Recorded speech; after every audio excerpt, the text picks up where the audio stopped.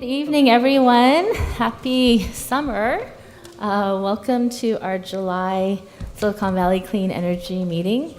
As you probably can tell, I'm not Courtney, but I will be filling in for her this evening. So I'd like to call our meeting to order at 7:05, and we'll start with the roll call, please. Yes, good evening, everybody. Vice Chair Abby Koga. Here. Alternate Director Bidbadal. Director Tate. Director Smith. Here. Director Miller. Here. Alternate Director Chang. Here. Alternate Director Schmidt. Here. Director Gibbons. Here. Director Craig. Here. Thank you, and I will note that Director Harney, Director Bruins, Director Rennie, and Director Cortese are absent. Great. Thank you. So we will start with public comment on matters not listed on the agenda. The public may provide comments on any item not on the agenda. Speakers are limited to 3 minutes each. Do we have any public speakers? Nope.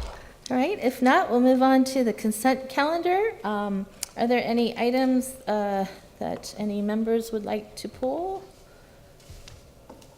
Nope. Or questions, comments? Is there any member of the public who'd like to pull or comment on any items on the consent calendar? Nope. If I not, move the consent calendar. Second. thank you. So motion by Member Miller, second by Member Tate. Any other discussion? If not, all those in favor? Aye. Opposed? Abstentions? Motion passes unanimously. Thank you. We'll move on to our regular calendar. We'll start with item number 2, the CEO report. Girish, take it away. Thank you, Chair. Don't have too much over here. We'll have Hillary come up and give an update on legislative and regulatory, but it gives me great pleasure to introduce a new director we have today. We have Amy Bailey Gotway. She's our new Director of Decarbonization and Grid Innovation Programs. This is week 3 for her.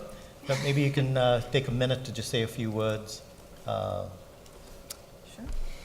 Yeah. Hi, I'm Amy Bailey, the new Director of Decarbonization and Grid Innovation, and I'm super excited to be joining you guys and helping to develop some pretty ambitious greenhouse gas emissions targets and a roadmap, and implementing that roadmap to actually achieve them. So I've gotten to attend a CPAG meeting already, a MOG meeting, and I've had quite a few members of the community, and it's just really exciting how engaged everyone is, and I'm just looking forward very much to working with everyone in the coming months and years.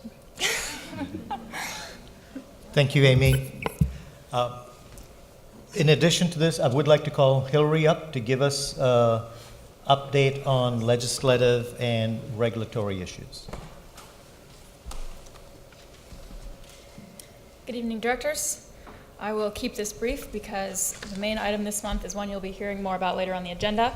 But to cover the top topics, so on PCIA, we are, if the timeline holds, only a couple weeks away from a proposed decision. So we should know much more about the future direction of that issue before the next board meeting.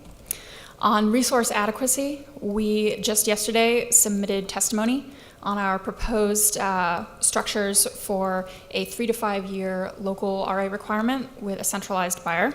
So broadly speaking, our strategy there has been to accommodate the centralized buyer mechanism on a temporary basis, and in the long term work through transmission and non-wires alternatives to try and basically reduce the occurrence of the sublocal constraints that drew the CPUC to ask for a centralized buyer in the first place. So that's going to be one of our big proceedings going into the fall. And then obviously the IRP is due on August 1st, and you'll be hearing more about that later. So those are the big ones on the regulatory side. And then on the legislative side, we are currently going into summer recess. So that runs a month from July 6th to August 6th. And the biggest bill that we are looking at right now that I'm sure a number of you are familiar with is SB 237, which would remove the current cap on direct access and reopen that for non-residential customers across the state. So broadly speaking, this is one that we are going to be looking at in greater depth with the Legislative Ad Hoc Committee, which is meeting next Tuesday. But there are three big priorities that we have when we look at the trajectory of this bill. The first is, how does this impact our decarbonization efforts? Because SVCE was founded to help decarbonize our communities, and we would like to see the direction of the industry be such that it helps further that mission. We are interested in the degree to which changes in the industry impact reinvestment in our communities. We feel that the work that we do, putting effort through programs and incentives back into the community is very important. And then the final one is how changes like this would impact visibility to the community. So right now, the customer base that is impacted by SB 237 accounts for a very large chunk of the emissions in our member communities. And we have an interest in ensuring that transparency and visibility for the community into planning for this portion of emissions is maintained. So those are the issues that we are going to be looking at as we decide on our course of action on this bill through the rest of the legislative session. And we'll have more updates after the end of the summer recess and our work with the Legislative Ad Hoc Committee. So that's the high points for this month. Does anybody have questions or comments?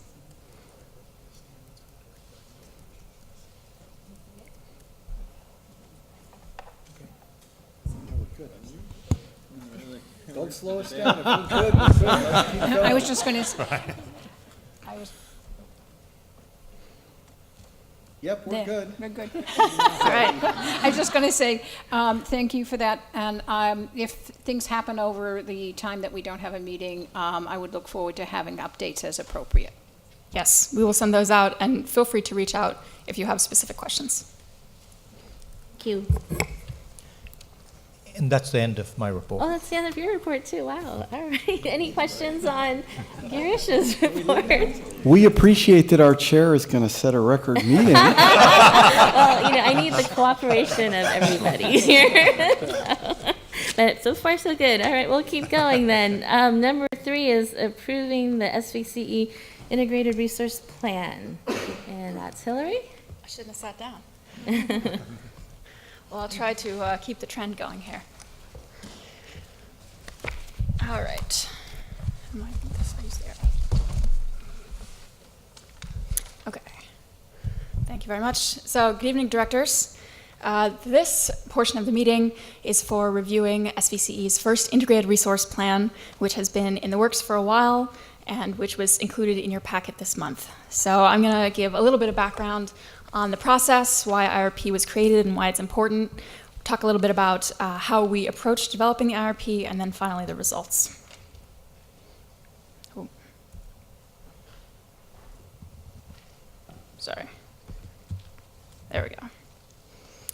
So first of all, a very quick overview and reminder of where IRP came from. We here in the state have GHG mitigation goals for 2020, 2030, and 2050. The 2030 goal, which is 40% below 1990 levels, is the newest one. Governor Brown set it in 2015 through an executive order, and SB 350, which was one of our most recent major climate goals or major climate laws, was passed later that year with a whole slew of measures that were designed to help get the state on track to meet that goal. So one of those was integrated resource planning. And here is some of the key language from SB 350 that sets that. It directed the CPUC to be the agency that governs that process, and this is what they came up with. So integrated resource planning is going to be a rolling 2-year cycle with 4 main parts. We started off last fall at the CPUC, where they did statewide modeling to determine what our industry needs to achieve in aggregate in order to meet its portion of the statewide goal. Then the individual load-serving entities like us go out and build our plans. We submit those to the CPUC, which then aggregates them into the preferred system plan, which is a statewide estimate of where we are going to be if all LSEs procure according to their plans. And then finally, the CPUC compares the reference and preferred plans to see if there are any system-wide deficiencies on our trajectory for GHG mitigation and to talk about how we might correct those. So here's a quick overview of what we are submitting. You have one of these 3 pieces in front of you tonight. The biggest piece are the existing and new resource templates, which are the inputs that the CPUC staff need to do their statewide modeling. There's also the GHG calculator, which tells us where we are on our projected 2030 emissions, and then the written report for documenting process. And the important thing about this slide is to note that taken together, these materials produce a very different kind of document from what you may have seen from other CCAs. For example, MCE has voluntarily put out an IRP before that is more of a public-facing document, sort of an overview of the institution and its goals. This, the way it's evolved, has become very much a technical compliance document. It is not a vehicle for making new procurement decisions, but rather a vehicle for communicating to CPUC staff what we have already decided. So the key questions in a process like this are, how do you represent what you've already procured? How do you represent what you are planning to procure? And basically, how do you balance the needs of a modeling process with the realities of the procurement industry that we operate in? And broadly speaking, we try and move from reliance as heavily as possible on concrete data that we can pull directly from contracts to increasingly abstract components as we need to estimate. Because the fundamental challenge that we face in a process like this is trying to estimate outcomes that are on a longer time horizon than a lot of our procurement mechanisms operate on. So we move from existing contract data through mandates that we know we will have to accommodate from you, from the state, through historical data that we can use as a proxy for future energy delivery, and then finally to placeholders, which is another way of restating that we are not making new procurement commitments here. So in a place where the model requires us to provide a level of granularity that we cannot predict now, we put in placeholders to indicate that because we do value the flexibility to respond to market opportunities as they arise. So here's a more detailed example of that. I leave that mostly for your exploration, but it talks about some of the categories that we have to navigate when we are making estimates about future procurement, and a visual example of that on the issue of long-term versus short-term contracting, which in this particular case is centered around the SB 350 requirement that 65% of our RPS contracts be long-term by 2021. So let's talk about the portfolios. There are two in the report, a conforming and a preferred. These are very similar. Basically, the only difference between them is the load forecast, because the CPUC takes as its baseline assumption the load forecast in the 27 IPR report, which is an industry overview put out annually by the Energy Commission. But we expanded into Milpitas since the last IPR report was published. So the preferred portfolio is the one you should be looking at. That is the one that includes Milpitas and therefore has a higher load and also a higher allocated emissions benchmark. And the most important information on this slide is the rightmost column there, which is the allocated emissions limits for 2030 from the CPUC. So those are the numbers that we need to be on track to match or be below in 2030. So before we look at results, a quick note about GHG accounting, because the way that emissions are calculated in the IRP process is very different from the way they've been dealt with anywhere else in the state before, like, for example, in the annual emissions inventory done at the Air Resources Board. So there are two big divergences here. The methodology used is called the clean net short, and the biggest change is that, unlike a lot of energy programs that we're familiar with, like the annual emissions inventory or the renewable portfolio standard, the cap and trade program, those all operate on an annual basis. The methodology for emissions used in the IRP process works on an hourly basis. It goes through every year, hour by hour, and compares the projected load with the projected generation of GHG-free energy. And the thinking behind that is that as we move down the decarbonization curve as an industry, you start to run into phenomena like the duck curve that are occurring on very specific timestamps during the day. And in order to fully decarbonize the grid, we need to find a way to capture those in our emissions calculations so that we can identify them and devise solutions. So what that looks like in practice is an example like this. This is a day pulled from 2030. And it probably looks pretty familiar in terms of the general shape of production, but you can see what I did here is juxtaposed our load with our projected GHG-free generation. And as you might expect, in the middle of the day, we are generating more than our load, and in some parts of the evening and night, we're generating less than our load. And so the implication of a methodology like this is that unless you have a generation portfolio that is perfectly matched to your demand on an hour-by-hour basis, it is impossible to have a GHG-free portfolio by this methodology, because they are assuming that any demand not covered by your generation on an hourly basis comes from system power, which will have some emissions. So that is, in fact, very in line with what we get from the model. Here are our GHG emissions estimates from our two portfolios. And there are a couple takeaways from this. First of all, as we would expect, we have higher emissions from the preferred portfolio because when we expanded into Milpitas, we increased our load by about 21%. So as you'd imagine, more load, more emissions. The second thing is that our emissions are higher in 2018 than in any other year. And that is to be expected because one of the characteristics of the Clean Net Short methodology is that it excludes bucket 2 and 3 RPS resources entirely. And the thinking behind that is that because they are not scheduled dynamically into the state of California, they are difficult to fit into that hourly accounting basis because it's difficult to know what they're delivering at any particular hour of the day. So we feel very strongly that this is not an appropriate way to treat these resources. Their GHG-free attributes are in effect regardless of where they are located, and we worked and will be working with CPUC staff in future IRP cycles to find a way to fit them into this methodology, even though we think that on the whole, moving towards an hourly accounting methodology is preferable. And then finally, the most important takeaway is that both of the portfolios are well under our emissions limit. We're coming in for both of them at about 35% of those limits that you saw on an earlier slide.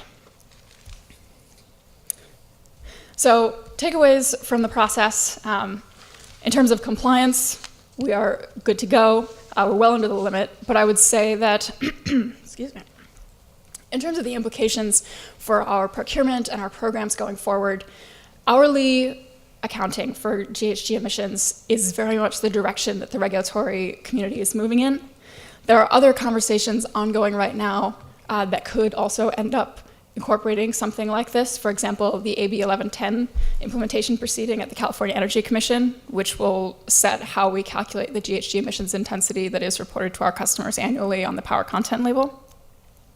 So I would say that there will be increasing importance of programs and resources that help us align our generation and our demand on an hourly basis. Things like storage, which we included in our recent RFO, things on the program side like demand response, coordinated EV charging, anything that helps us basically manage our matching more closely.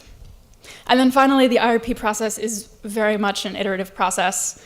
There was a very active conversation between the CCA staff community and the CPUC staff, and that continues and probably will continue through the last few weeks of July. So we anticipate working with them further to basically help us develop an IRP process that moves the state forward on decarbonization.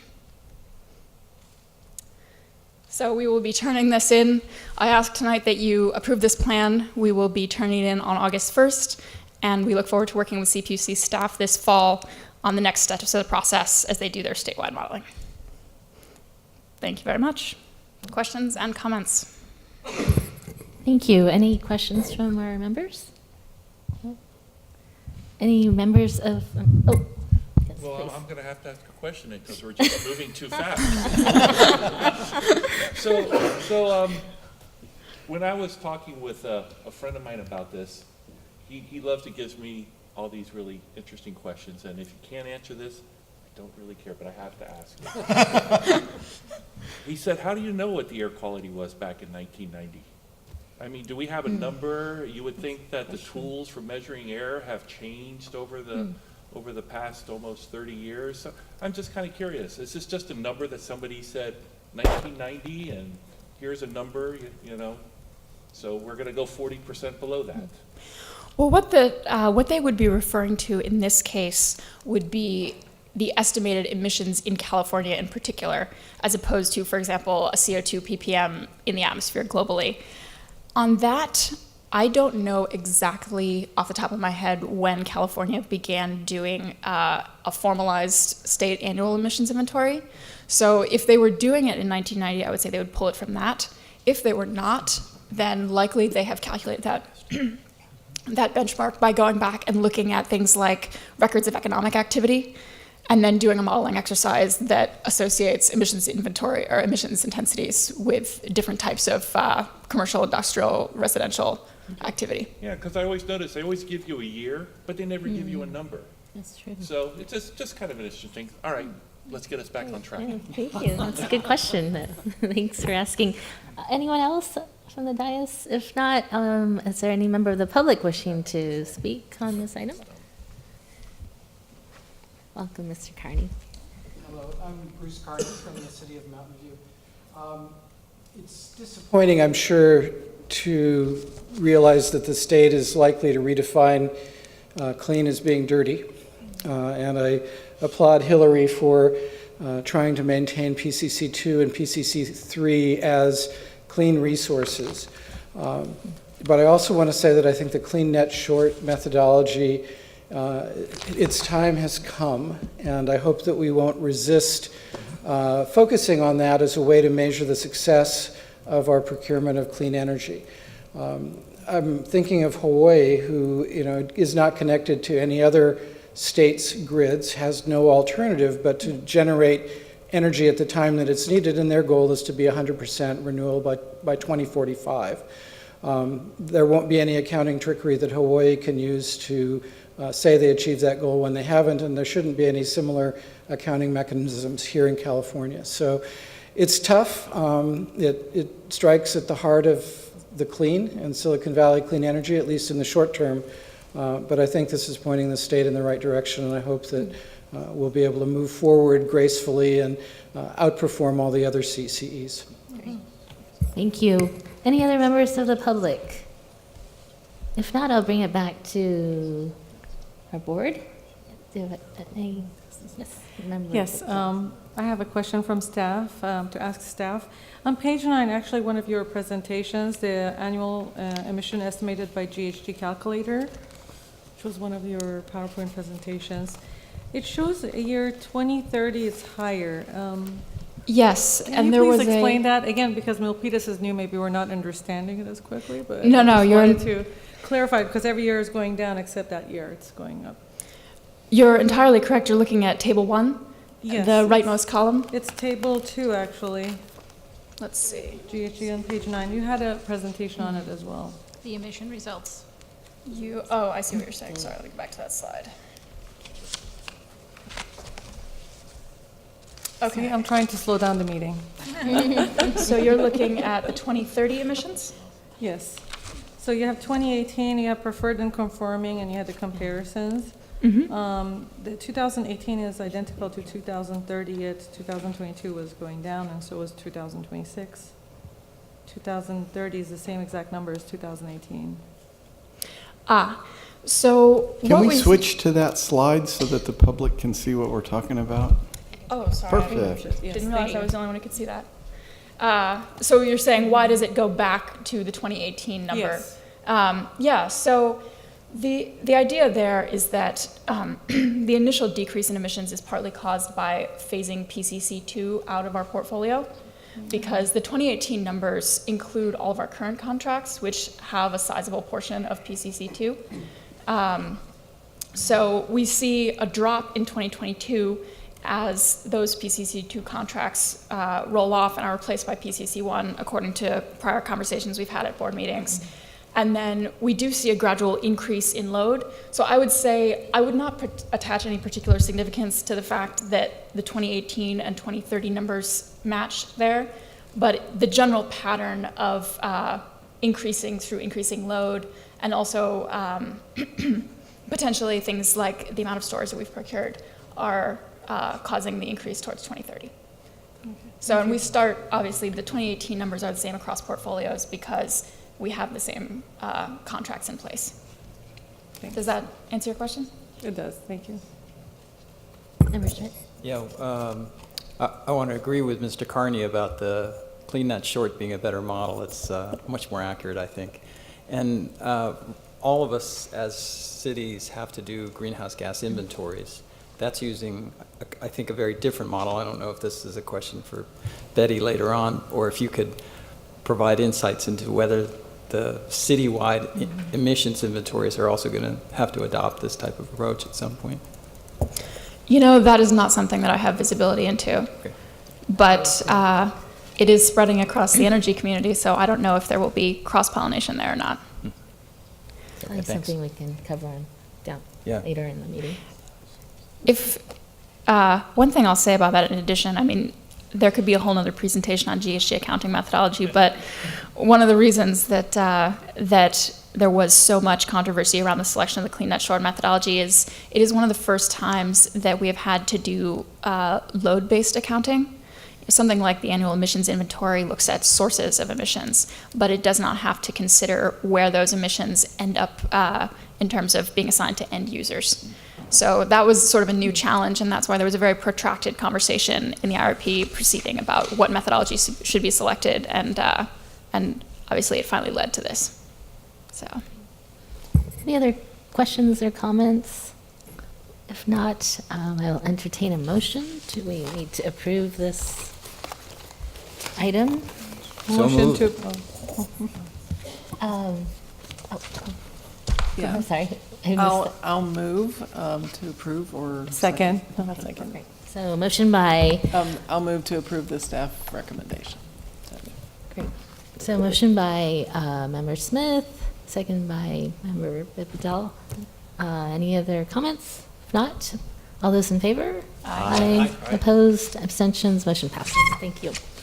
Moving on to item 4, approve the strategic plan update. And we're back to Girish. Chair Abikoga, members of the board, I'd like to present an update to our strategic plan.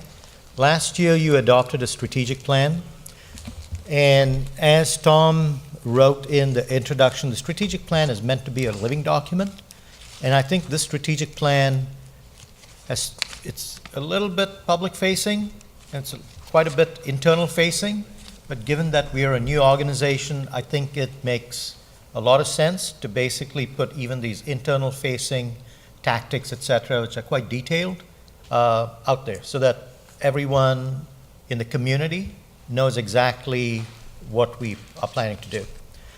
So this year, I'd say what we've done is a tune-up to basically correct some dates, make a few changes, and your board report, and I'm going to go through the presentation to show you what the minor changes that were made, major changes, and one or two things that have to be determined in the coming year.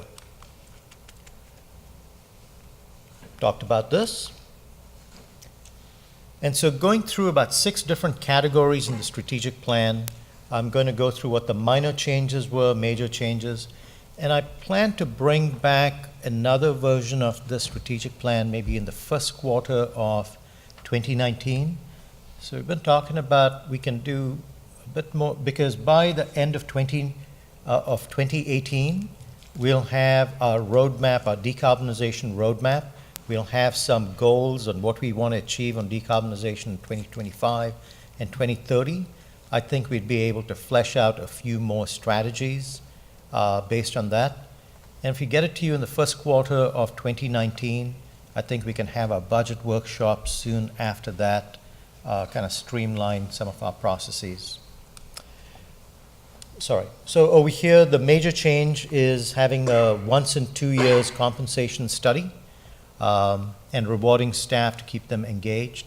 By the way, we did go over the strategic plan with the executive committee, and we've incorporated the comments that the committee has made too.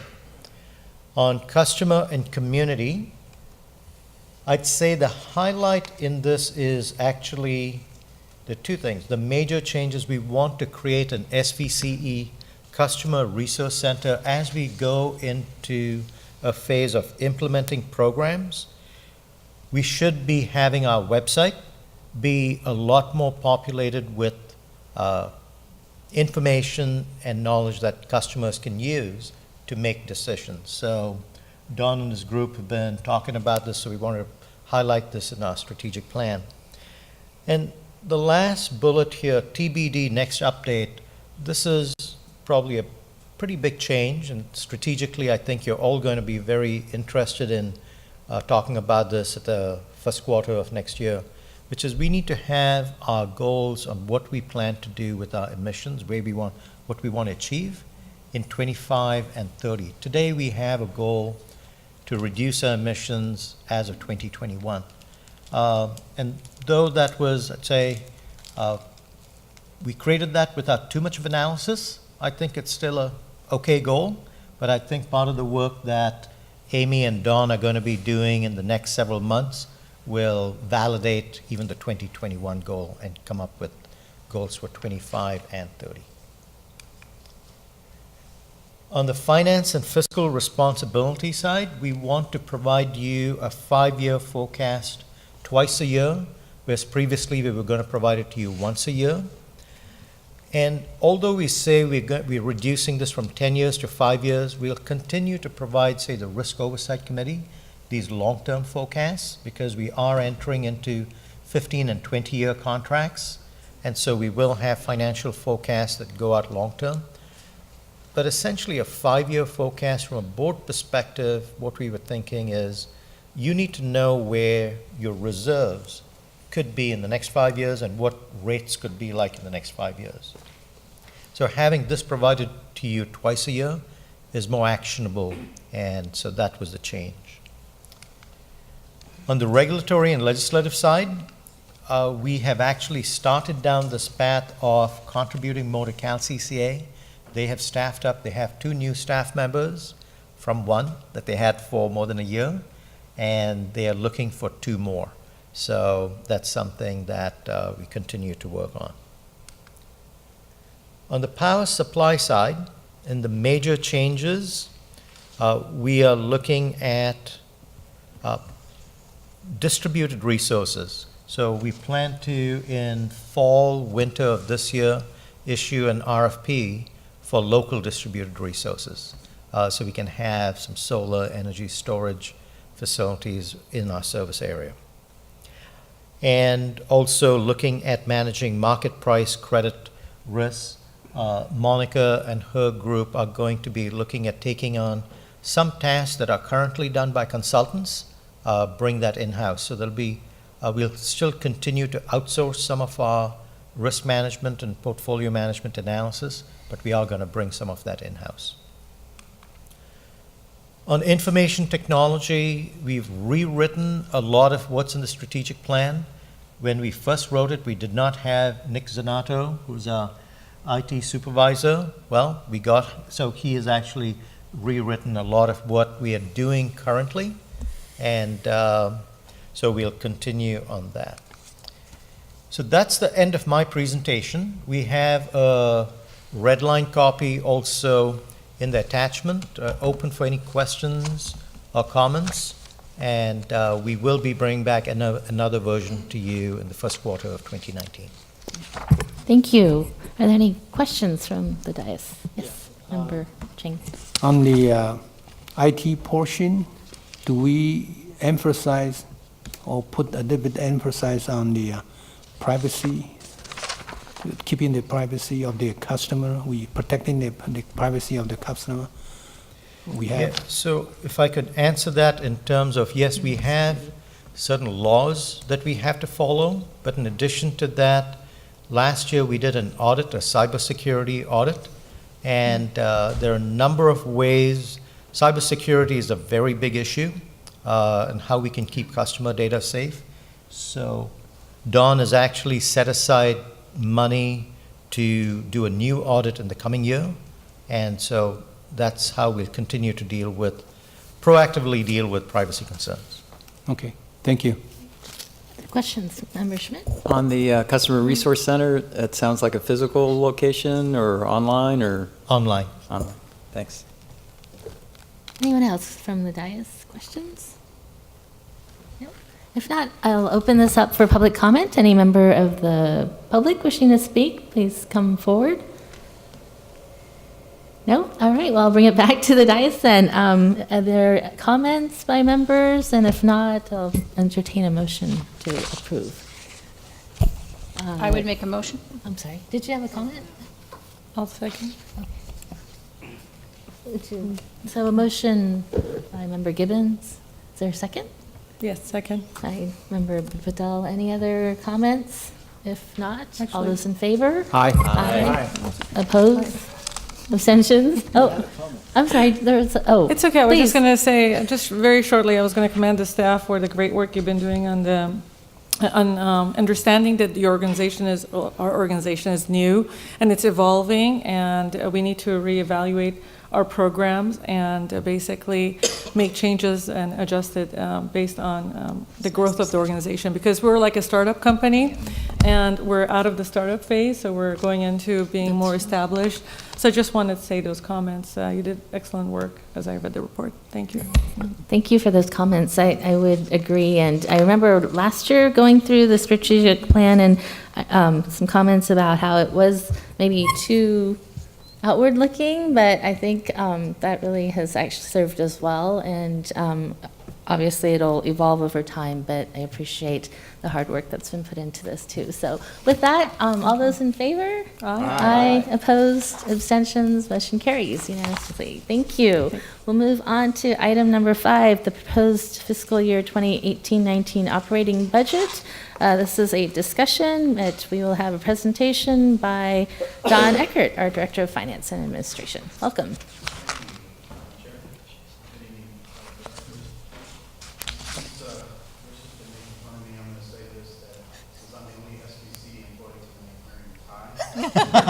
I'm not sure you should believe what I'm telling you because I'm the stupid one that wore a tie, or you should believe what I'm telling you because I'm the only one that wore a tie. But I'll let you decide. All right, thank you. And just as before we get started with the budget, just as a reminder, because we are set up a little differently than your member agencies, our fiscal year starts October 1st to September 30th, and this item is not a voting item; it's for discussion only tonight. And we do want to get feedback from the board as well as the general public. So just to review where we stand on the budget calendar. So we've gone through the priorities presentation back in April, presented a very preliminary preview with the Finance and Administration Committee in May. Then we brought back a amended reserves policy in June. You just voted on the strategic plan, which becomes our guidebook for creating the budget. And then we'll talk about the proposed budget now. Then in July, later this month, we're meeting with the Finance and Administration Committee again to discuss compensation and benefits, which feeds into this budget. We'll then bring a first draft of the recommended budget for review with the Finance and Administration Committee in September, and then bring to you a recommended budget for adoption at the September board meeting. So the highlights out of this proposed budget for tonight is, first off, SVCE is financially stable. We're going to end this fiscal year with around $70 million of unrestricted cash. This budget, as it stands right now, there's going to be some changes in the assumptions, and we'll talk more about that in the presentation, would produce around an additional $58.1 million of balance available for reserves. A big change to this budget that in fact impacted us on the power supply, revenues, as well as billing services is a full year of the city of Milpitas, so thank you. And in this mid-year budget, we had Milpitas since coming online in June, so we only had 4 months, now we have a full 12, and it does make an impact in this budget. And then lastly, we do have some major risk factors to talk about, including rates and as well as where we're going with the PCIA, and we'll cover that in the next steps portion of the presentation. So let's get right into the numbers. So the bottom line, comparing this proposed budget to the mid-year, we're looking at a $7.8 million increase in surplus. You go to the far left, our revenues have a favorable adjustment of $31.9 million. Again, full year of the city of Milpitas, assuming with the current load, not including the city of Milpitas, is around a 0.5% growth. Talked about the rates and the PCIA as a risk factor. We're assuming in this budget, because we don't have a lot of complete information yet, that we're assuming no changes on rates for 2019, as well as the PCIA, and that's definitely something we'll bring back to you in what those changes will be in the recommended budget. And then we saw an increase in investment income only because we have a larger balance to invest in, as well as in a rising interest rate market. Power supply, 25.1 million increase in power supply cost. Obviously, most of that is to serve the city of Milpitas, but also we assumed about a $5 million impact in this budget based on what Hillary presented to you. With any open PCC2 positions in this power supply budget, we're assuming is going to be filled with PCC1 because of that regulatory risk. And that did add about $5 million to the power supply budget. But the good news is most of the energy is hedged, and nearly all of the resource adequacy or capacity is hedged in this fiscal year power supply budget. Billing services, slight increase in the rate per meter from PG&E, minimal impact. Other operating, 3.7 million increase in other operating costs. This would include professional services, employment expenses, marketing, capital. And so just to give you the highlights of those major impacts would be the employment expenses. We have 4 new positions in this budget. We'll cover it in a slide on the table of organization. We also built contingency for compensation and benefits. We don't know where we're going to land on that yet, but we built contingency in this budget for that.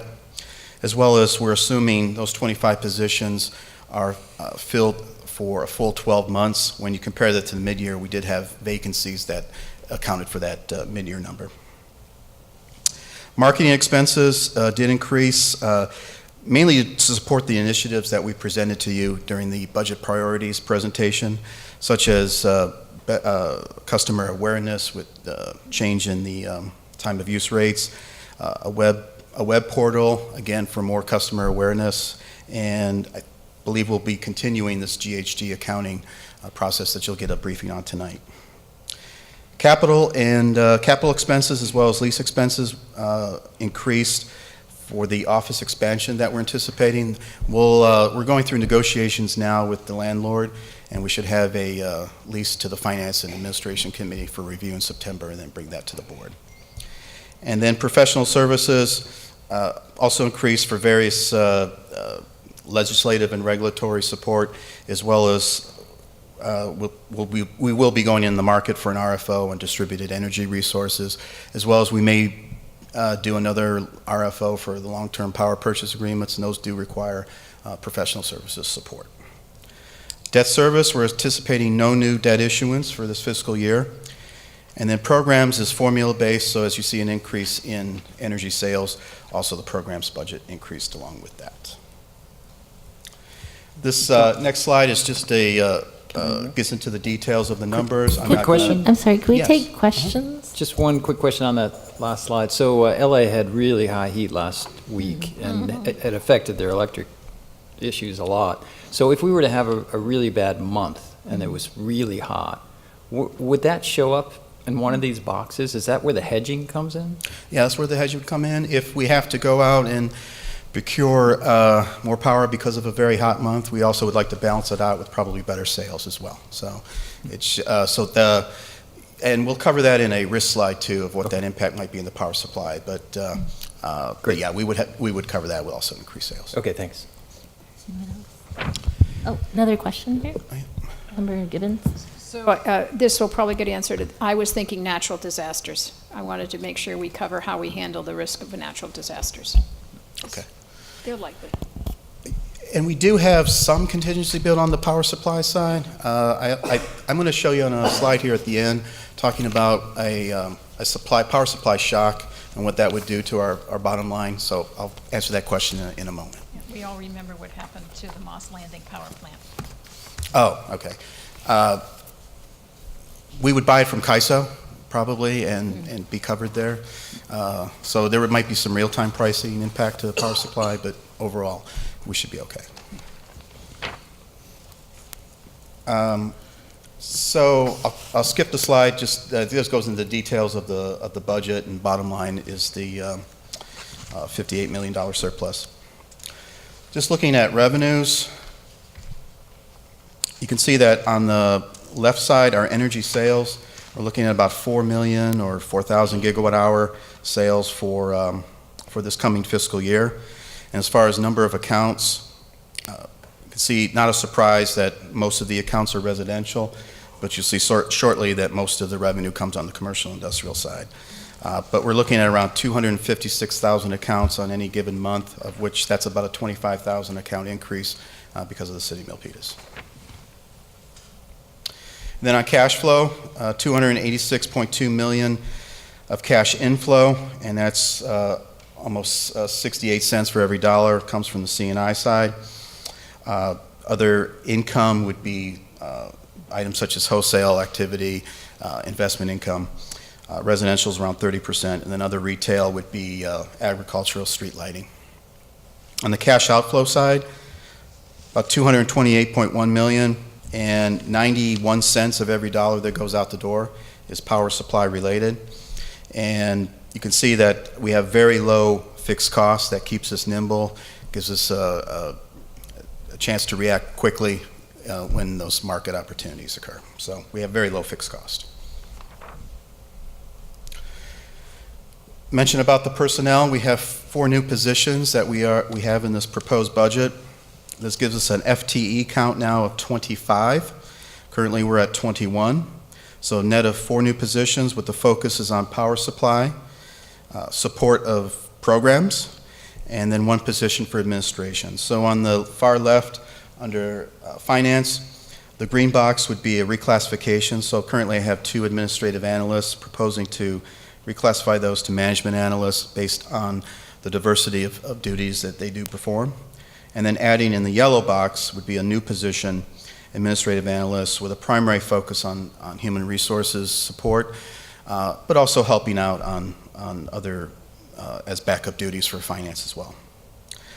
Director of customer care, and in that area we're looking at reclassification of the account rep 1 and account rep 2 positions to be called energy consultant, as their duties are not just to straighten out billing questions from a customer, but also to bring about it, to provide advice and work with customers on the various programs that we're going to be offering. So we feel it's prudent to change the title to what the duties that they will be performing. And then add 2 new positions as an associate energy consultant. And then under the community outreach manager, currently there is 1 community outreach specialist. We're proposing to increase that to 2. We're currently filling that with a temporary position, so we would eliminate that temporary position and move them in full-time, so not much fiscal impact. Under Director of Power Resources, we have in the mid-year budget 1 power settlements and compliance analyst. We would increase that to 2, but we would pay for that by eliminating one of the positions that we had under the Legislative and Regulatory Affairs group, which was the associate analyst. And then under the Director of Decarbonization and Grid Innovations programs, we have the 2 to-be determined positions that were approved in the mid-year budget. However, those are going to get trued up this summer now that we have Amy here with job descriptions, salary ranges, and we'll bring that back to the board at the September board meeting. Also, want to touch upon a concept that Grish and I have been talking about, which is broadbanding. To the left is a traditional broadbanding that you may be familiar with when you think about personnel salaries, where you condensed the ranges of, instead of having 6 job titles with 6 job salary ranges, you would condense that to a band 1 or a band 2. Provides flexibility sometimes in large organizations. That's a traditional broadbanding. What we're proposing tonight is a hybrid approach to that, where we're not necessarily looking to get rid of the number of job classifications or even salary ranges, but to have that flexibility to be able to move people up when those opportunities and when their experience is there. And so in this case, I have an example of a senior analyst, an analyst, and an associate analyst, and we may currently be at an associate analyst and an analyst, but we'd like to have in the table of organization a senior analyst. Don't necessarily have to fund it yet, but it would be a situation where we would we could have 25 funded FTEs, but have a table of organization of 28 boxes. And it, again, gives us that flexibility to move employees around. Again, we're not getting away from a job description or salary ranges for each one of these boxes. And also, we're talking about even horizontal broadbanding of positions, because there's going to be some overlap of needs between power supply, marketing, and programs as well. And those are all kind of being sorted out internally. But we would like to get some feedback tonight if that is a concept that staff should pursue, either for the September board meeting or certainly by the end of the year, if there's some interest in presenting a TO that would be funded with 25 positions but may have 28 boxes. And so we could cover that at the end of the presentation as well.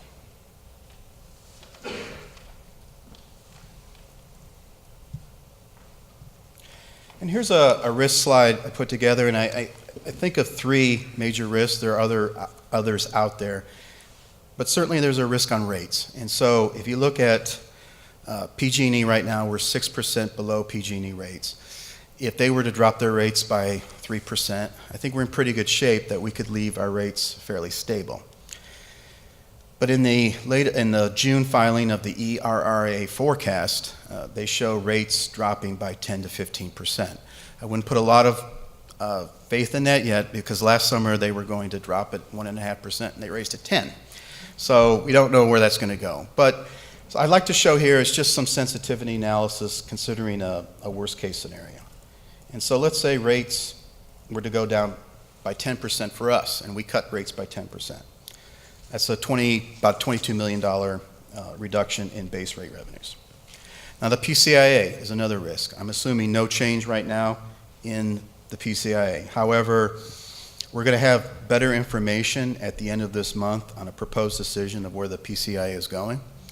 So just assume a large increase in PCIA of 25%. And that 25% would be covered by our margin, not the ratepayers. And then to your point, Director Gibbons, as far as a power supply shock, let's say we're off by 3%.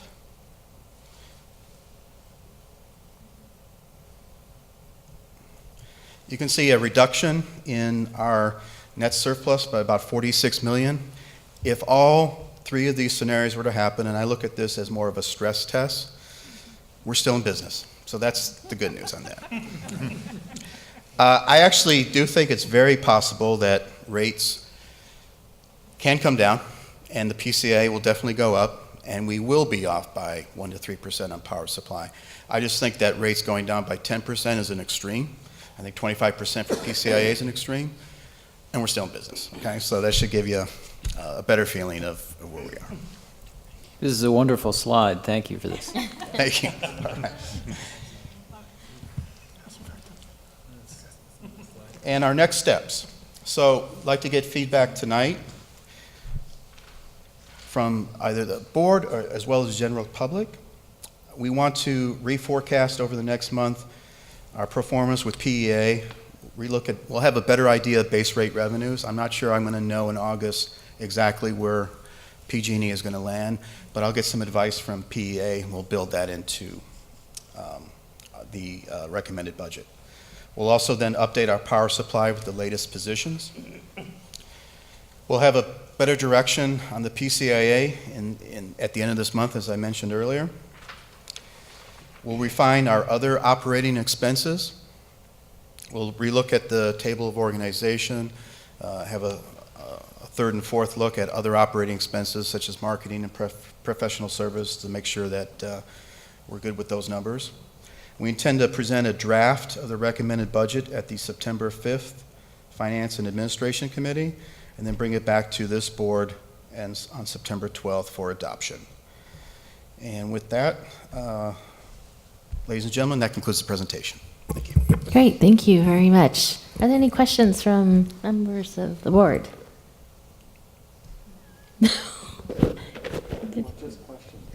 We'll just do questions now, and then I'll open it for public and then bring it back. So, other questions? No? All right, I will open this up to public comment.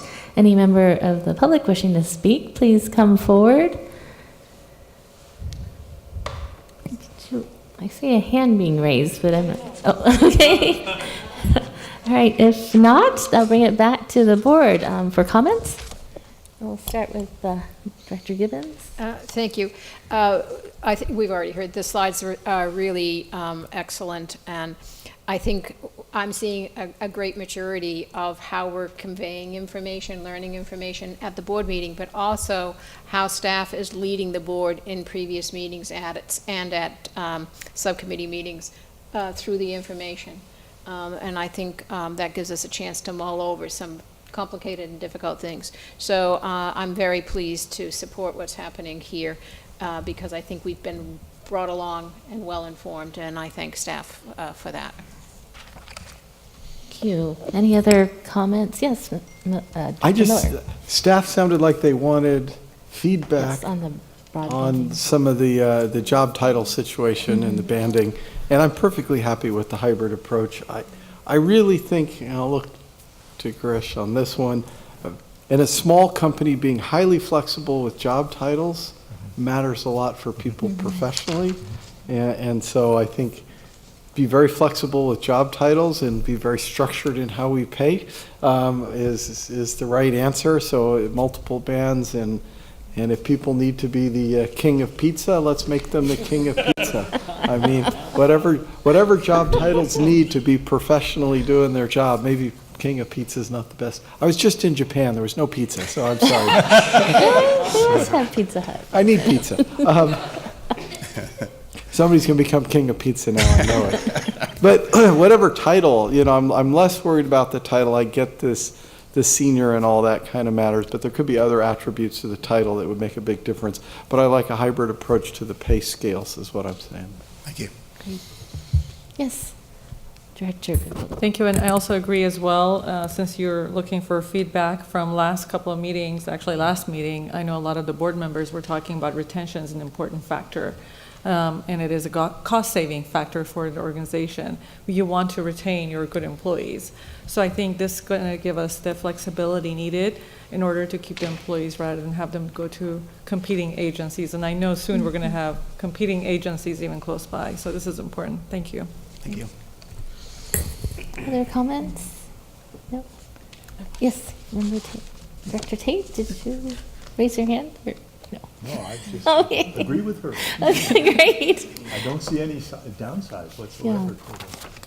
Did you have a comment, Director Smith? Well, I appreciate the effort and thought that has gone into this budget, and I also agree that the broadbanding as proposed is a good idea for the size of this organization, and we can certainly revisit it as we grow. And for me, the thing is, I'll be interested in seeing what the risk update is at the September meeting, because I think that's where there's so many things pending that it's the best that we know at the moment, and there will be more to hear about. So, looking forward to September. Great. Any other comments here? I would just, first of all, thank you for all the work on the budget. And in terms of the banding, I think I also agree it's a good idea. I guess at first I had the question of, could that then mean you could have like all senior analysts and no analysts or associate analysts at some point if everybody's moving up? Which isn't necessarily a bad thing, I guess. Yeah, it is possible. Okay. So, for example, if you're keeping people for a couple of years and they perform at a high level, you promote them to senior, and so at some point you may have 2 senior analysts, and then one leaves, and then you recruit. Depending on the level of qualifications you get, you may hire at the associate level. So it really goes back to giving the manager flexibility based on the needs that the manager would have at that period of time. Right. Well, yes. On that point, I think it's one to stress, as we've heard already, there's flexibility in this structure. And given the marketplace, this allows not only a flexibility of what position to be filled, whoever, depending on who comes and applies. And we don't want to lose somebody if we need that, but we want to take advantage of young talent as well. So that's why I really like the flexibility of addressing the marketplace and the organization maturing. Any other comments? I just had I had a question I asked earlier about the timeline of the budget cycle. I didn't realize we were on this October budget cycle, and I think most of our cities or public agencies are on a July 1st fiscal year cycle, and my own personal interest or desire was and to see if we could maybe move it to that cycle to be in sync with all of our cities, and is that a possibility and something we can entertain? Yeah, great question. next year? So originally, when the fiscal year was set up the way it is, it was more to accommodate the credit agreement. We don't have that restriction now. However, a plus to keep the fiscal year the way it is could be for financial reporting consistency until we achieve a credit rating. But give us a chance to relook at the pros and cons. We'll run it first by the Finance Administration Committee and get back to you in September on that. Okay, that sounds great. Thank you. Yes. I remember some conversations about what we should do, and I couldn't quite remember why we got where we got. But I did think that all of us have a lot of, I think, extra work in the May-June timeframe doing our city budgets. So I think having this at a different cycle would help me. And then doing it in the November-December timeframe is difficult because of the holidays and so forth. So I think inadvertently this kind of works for now. Okay. Yeah. Well, definitely, if it's something we can revisit down the road, that'd be great. Anything else? I think there's nothing to act on tonight, so we will have this back at our September meeting for final approval. So thank you. Moving on to item 6, our SVCE baseline greenhouse gas accounting and energy metrics data. Yep, yes, I think what we've all been waiting for all night. And our staff Director of Account Services and Customer Relations, Don Bray, will be giving the presentation. Welcome. It looks like he has some partners. Hi.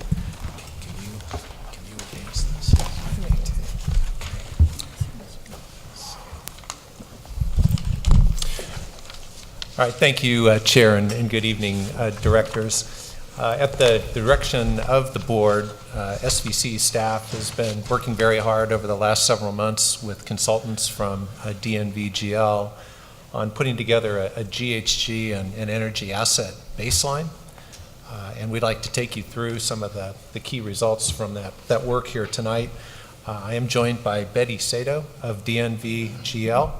I want to make sure I get the title right. Betty leads the Sustainable Buildings and Communities Department, and she and DNV GL staff that work with Betty have been a great resource for us. We're going to go through a lot of detail here tonight, and we're going to tag team this a little bit. I'd like to suggest that maybe we hold longer questions till the end, so we'll try and spin all the way through this. And I know we're trying to set a record here tonight, but we'll go through it fairly quickly. If you have short questions of clarification, we can take those. Otherwise, we'll save the hard ones for the end. Okay. So by way of background, you all know that GHG emissions reduction is key to our mission. And to guide us in our goal setting and program development and performance tracking efforts, we want to put together data sets that will enable us to do that. So where do we stand GHG-wise? What's our starting point, and where do we intend to go? We've worked really closely with our member agency working group in this. So staff from majority of our jurisdictions have been involved with us in this. We've put together some very detailed data sets that we're making available to all of them, and we intend to update these data sets annually. So these should be a real resource to the communities for tracking emissions performance over time. So specifically in terms of the data sets that we've created, we've put together a baseline for the year 2015. So we've looked across all 13 of our communities at emissions from the built environment, that means electricity and natural gas, and from transportation. These are things that SVCE and our future work can affect emissions in, built environment and transportation. So we're going to show you what that total for 2015 looks like. Why 2015? Well, it's before we were in place. So it's in effect kind of the starting conditions. Then we've updated that emissions inventory for 2017, which is going to show us what we've accomplished over this last year. And about half of this previous year, 2017, SVCE was in place. And we started in April, and we're really up and running for many of our communities by July. So that equates to about half a year. It's important to note that Milpitas is not in this yet. We're going to see PG&E's emissions in the Milpitas numbers. We will attempt to project what a full year's worth of impact for SVCE will be. That's kind of important to us as we plan going forward, so I'll share that with you. And then finally, we've put together what we're calling an energy asset baseline. So we're looking at a bunch of important related data: energy use demographics, our building stock, occupancy, energy usage by building type and location and so forth, distributed resources, where are we with solar, where are we with storage, alternative forms of generation. Again, important baseline data because we intend to move some of these needles into the future. And finally, electric vehicles. How many vehicles do we have in our service territory? How many of them are electric? What's the growth rate? So we've pulled together a lot of information in all these categories, and now we're going to move through it quickly here and share with you. Okay, probably the most important number tonight, 4.2 million metric tons of CO2. That's what we're going to consider our 2015 baseline number for the built environment and transportation across our service territory. It's broken out, as you can see in the pie here, about 26% from electricity, that's residential, non-res, and DA, that's the green slices of the pie.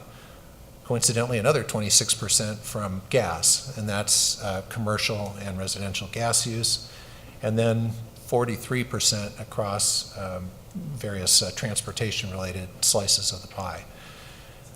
That cross-hatched 5% is emissions that would often be in an inventory that are not related to the built environment or transportation. So water, wastewater, and other categories. We have not attempted to estimate those. They're usually a pretty small fraction of any given jurisdiction's overall GHG pie. So on average, these numbers we're showing you are going to be about 95% of what would be in a city's typical inventory. Looking at the stacked bar, it really isn't a stacked bar, it's a single bar over on the right. We're now showing you what our target 30% GHG reduction by 2021 would look like. So we have a standing goal, which we established in our strategic plan, and it was a directional goal of about a 30% reduction across our service territory. That would take us down to close to 3 million metric tons CO2e. So directionally, that's where we're headed. Girish talked earlier about the fact that in our program planning work coming up, we're going to be looking at 2025 and 2030 goals. We're going to be thinking about how we move towards 2021 and beyond, how we start to reshape different parts of this pie to get there. So there's a lot of planning and projection work to be done, but we've established the baseline to work from. So now Betty is going to take you through 2017's results and talk specifically about how different pieces of the pie have changed in just the 2 years since the initial baseline.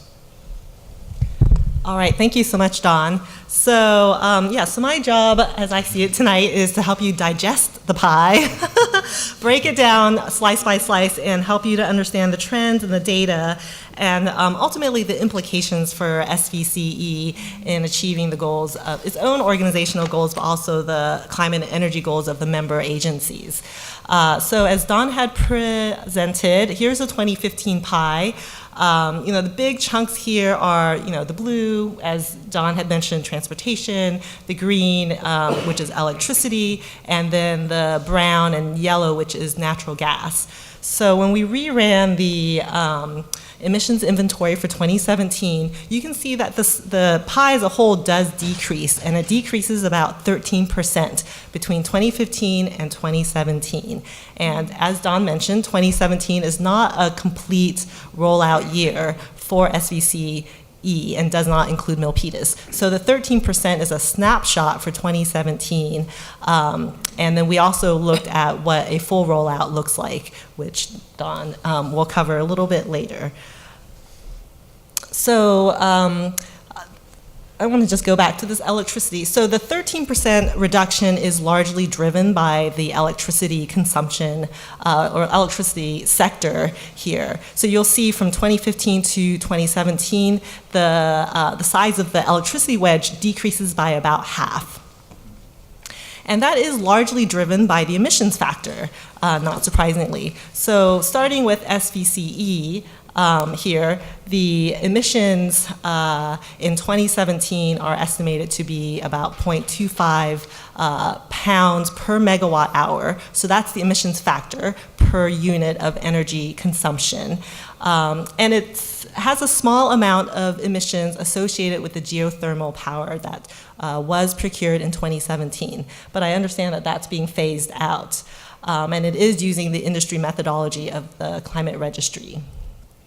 So within the service territory, there are PG&E, and there's also direct access. So the other trends that we're seeing in the region are PG&E's emissions factor is also decreasing, obviously not as significantly as SVCE, but it is complying with the state RPS.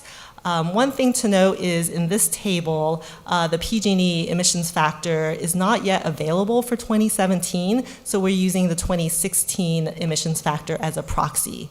And then direct access, we've talked a little bit about the changing landscape for direct access, but direct access does comprise about 23% of the electricity consumed in the service territory. And in this case, we used a direct access emissions factor that's modified to account for the large commercial customers who have committed to procuring 100% carbon-free electricity through direct access. So we want to acknowledge that some of the customers in the service territory are taking action on their own, and that's accounted for in our estimation here that the emissions factor overall for all electricity consumed within the 13 jurisdictions is decreased by half between 2015 and 2017. So, all right, so diving into each portion of the pie here, starting with electricity. So what's driving some of the trends that we're seeing? We are seeing a very small decrease in electricity consumption in the service territory, and this is despite the fact that 2017 was the hottest year on record. So that's a kudos to all of our energy efficiency efforts that we have been working on for so long. And to break it down by sector, we are seeing a slightly bigger decrease in electricity usage in the non-residential sector, and also a small decrease overall in the residential sector as well, despite growth. I want to point that out. So the impacts on electricity, though, are primarily driven by the emissions factor that we just mentioned. So even though there's a 2.6% decrease in consumption, we're seeing a 47% decrease in total emissions. And as I mentioned, part of it is due to SVCE, but part of it is also due to PG&E and the reduced consumption. So what's interesting is, let's see, oops. So you see a larger decrease in non-residential consumption, but when you look at the biggest reductions in emissions, it's actually the residential sector because more of them have moved to SVCE. So that's really part of the impact of SVCE and its near carbon-free electricity. So moving those customers to cleaner sources of power is going to continue to be a really important piece of meeting the SVCE emissions reduction goal. So natural gas, interestingly, natural gas shows a opposite trend to electricity. You see an increase in natural gas consumption between 2015 and 2017. And we're not completely sure why, because 2017 was a very warm year compared to the previous years. And so when we started looking at okay, what might be driving that?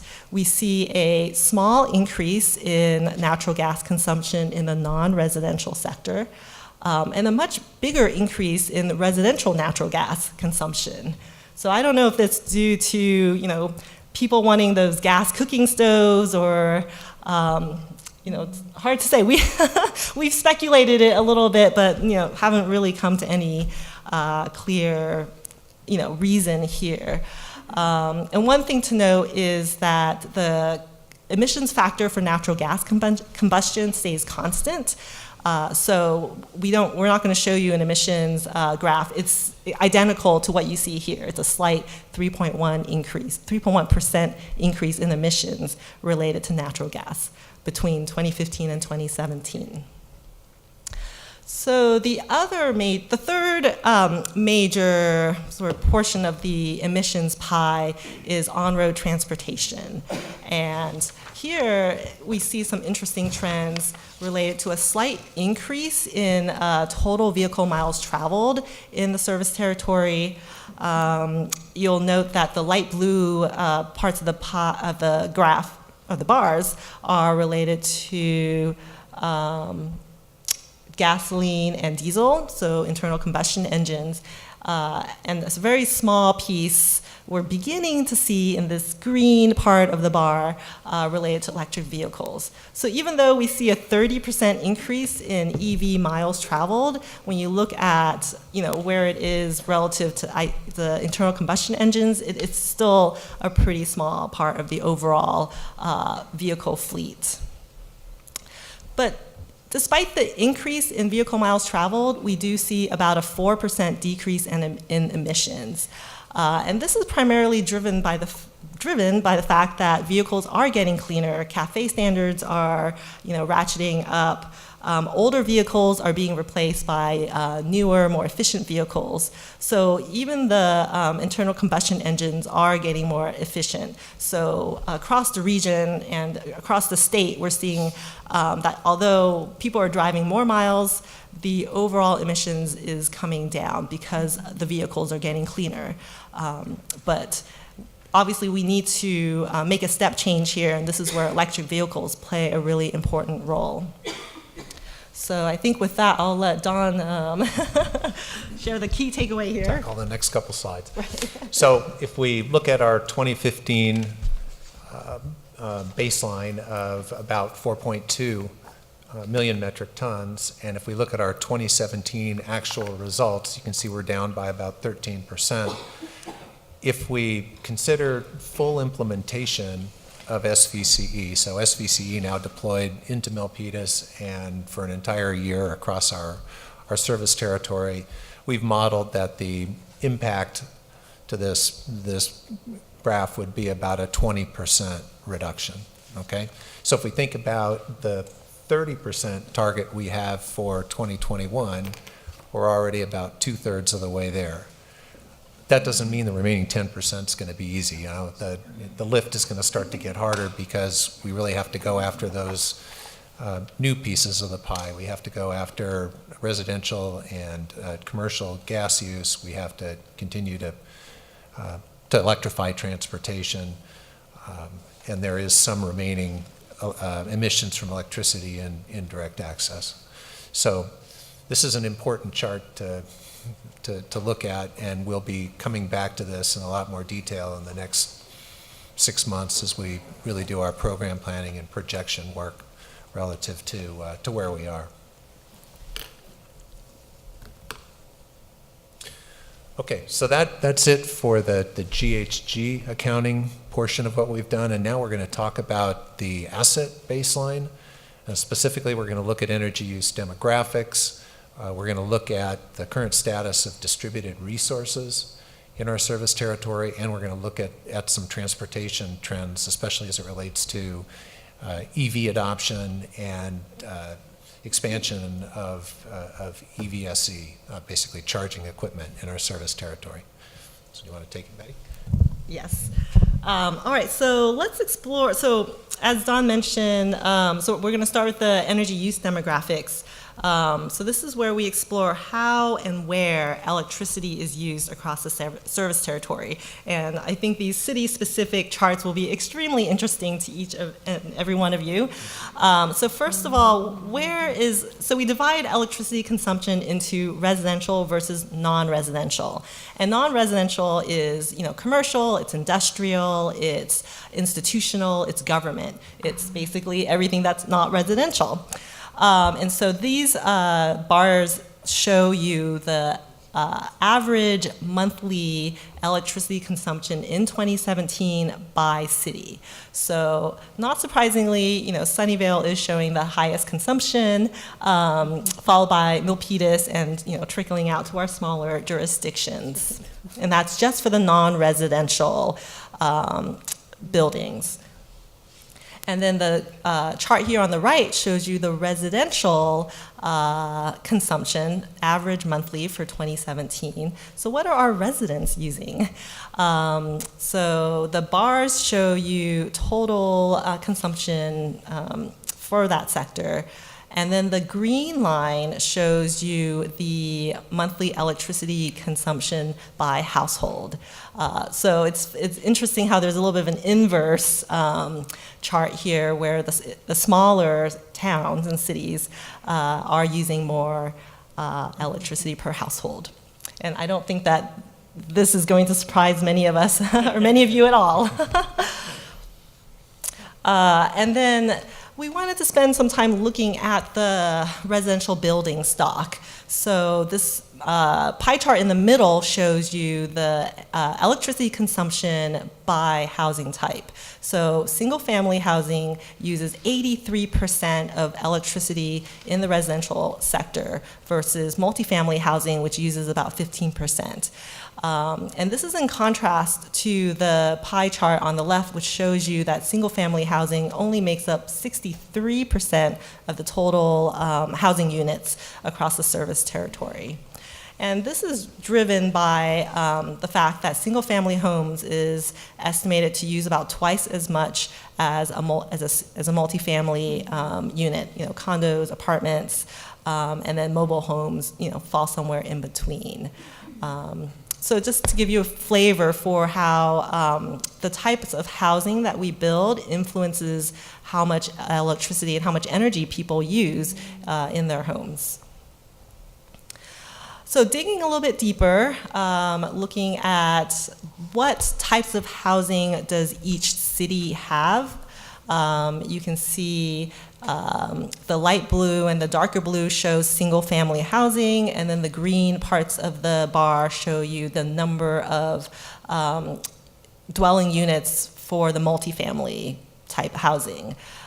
So again, not surprising, our smaller towns and cities have more single-family homes, and then the larger cities have a little bit more balanced between single-family and multifamily.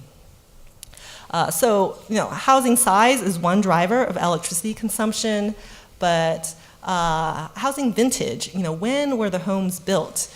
So this data is pulled from the U.S. Census and American Community Survey, and you really see, the number of housing units being built, kind of peaking before 1979, which incidentally, the statewide Building Energy Code, Title 24, was kind of adopted or launched in 1979.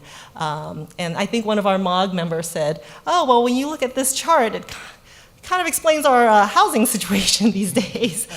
So that was a bit of a tangent, but it is interesting to see kind of when the homes were built, in our cities. The other attribute that we looked at was whether or not homes are owner or renter occupied. This has impacts on how we design our energy programs. Split incentive is a real issue when we're thinking about investments for energy upgrades. And so what we see here is, it kind of mirrors the multifamily versus single family trends, where, some of the bigger cities have, more of the renters, and then, the smaller towns with the big homes tend to be owner occupied. So shifting gears here a little bit from energy use to energy supply. So we wanted to look at the clean energy assets. And so solar PV is definitely one that we've all been kind of watching that market grow. And here we pulled the data for SVCE specifically for 2012 to 2017, and this is cumulative installed capacity for solar PV. Dark blue is non-residential installations, and light blue is residential. So, what's interesting is that the residential market has actually increased quite quickly and outpaces the commercial sector or the non-residential sector. And overall, the residential sector has about 101 megawatts versus non-residential, which is about 60 megawatts, for a total installed capacity of about 162 megawatts, which represents about a 5% of the total load. So everybody wants to know what it looks like for their own city. So here's a glimpse at how much solar is installed by member jurisdiction. And again, the chart shows the dark blue is non-residential and light blue is residential. So it's interesting that Cupertino has so much non-residential solar PV. I wonder what could be driving, what corporate entity could be driving that trend. And then the green line shows the KW installed per service population. Okay, Steve's celebrating. Yes, congratulations to Los Altos Hills for having the highest installed capacity per service population. Or lowest service population. Or lowest. And again, service population is number of residents plus number of jobs. So somehow Steve got there without any real jobs in there. So yeah, I think those are the main takeaways from that graph. So battery storage is another hot topic. We talked earlier about the duck curve and how do we become good grid citizens, and so this is where we really want to explore what is the baseline battery storage situation in SVCE territory today. So the data source isn't listed here, but we pulled data from the Self-Generation Incentive Program, the SGIP program. So this is a statewide program. It was the only readily available data source available. So it might be that it's not complete, but it gives you kind of a snapshot, and it allows us to continue to track annually what the installed capacity for battery storage is. So in this chart, we show, let's start with the pie chart. The pie chart shows the number of installations. So light blue is commercial, green is residential, and then the dark blue is government. So when you look at who's installed, which of the jurisdictions have the most installed capacity for batteries, Mountain View does lead the way. And let's see. And what's interesting is that Los Altos actually shows up in here related to the government sector. or the school, okay, so it's related to the schools. But given the small sample size here, you know, a project like at the schools, it can definitely skew the data, so to speak. So that's something to keep in mind as, you know, it's a nascent industry and it's growing. And I've heard some folks say that, you know, storage is riding on the coattails of solar. So as solar is expanding, you know, storage is starting to kind of become a more urgent issue. So we wanted to compare, so this next bar chart shows in green the battery storage capacity compared to the solar generation capacity. So this might be an area where a little bit more analysis is needed to figure out, you know, how much battery storage needs to be sized to address the duck curve. I don't think it's a one-for-one. You know, we're talking about storing the solar generated in the middle of the day. So I think to figure out how much battery storage we really should be targeting will require a little bit more analysis. Can you comment on the data sources between solar and battery? Yes, absolutely. So the solar PV is from the, I think the California Solar Initiative data. So it's here on this chart.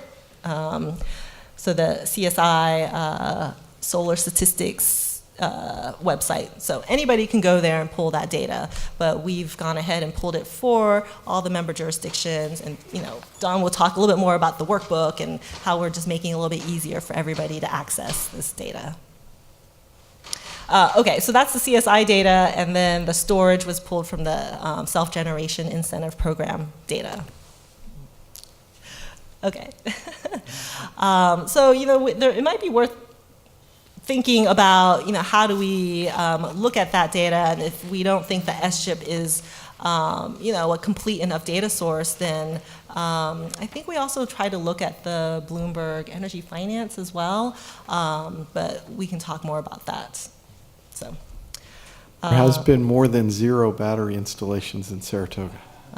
Okay. So I'm pretty sure there's something missing. Yeah, I don't think it's you're right, it's not 0, but it's arguably towards 0. Okay, so those are the clean energy assets, and we also wanted to look at some of the other generation distributed sources here in the service territory. You know, the Self-Generation Incentive Program does also fund other types of distributed resources.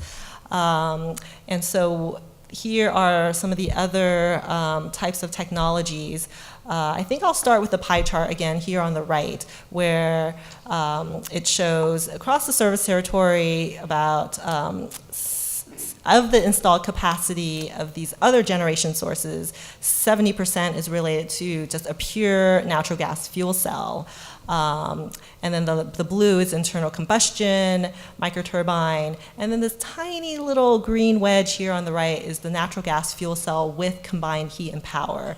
And, you know, and so a note about this is that, you know, fuel cells can be cleaner when they're used with heat recovery, like a combined heat and power, but most of the fuel cells installed here in the area is just running on pure natural gas. So it's kind of like having a, you know, a mini natural gas power plant. And so shifting your attention back here to the bar charts on the left, it shows you where some of these technologies are installed. But I will note that the SCHIP program is no longer funding just internal combustion and the microturbines. But my understanding is that it is still funding the natural gas fuel cells. Do you have carbon data for this? So the natural gas consumption is rolled into those bars. So it is rolled into the inventory. Yeah, so it is in there. And so if you look at the rated capacity compared to battery storage, so battery storage is about 2 megawatts, and these other types of sources is about 18 or 19 megawatts. So it, you know, pure battery storage is still emerging compared to these other systems. Yeah, next. Okay, electric vehicles, everybody's favorite topic. And so this is the final clean energy technology that we looked at in developing this baseline asset inventory. So as you had seen in the transportation emissions chart, most of the vehicles in the territory are fossil fueled.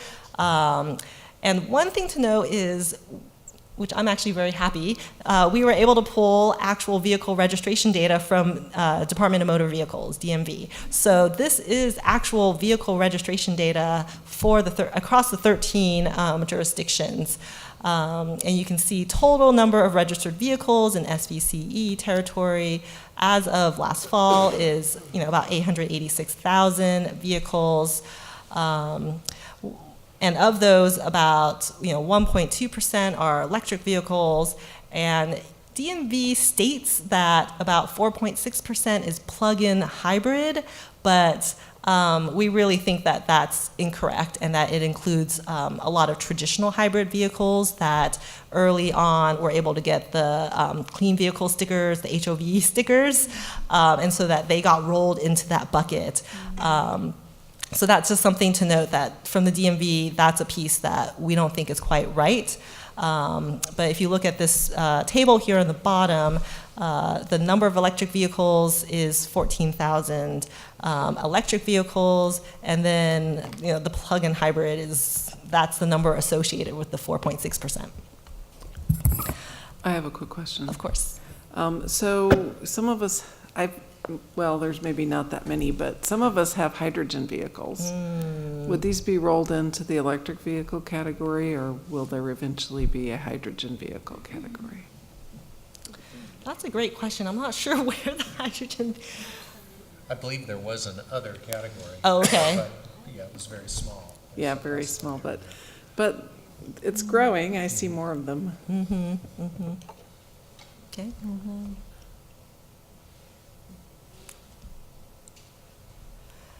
Okay, and so this next chart shows you the growth in EV and plug-in hybrid.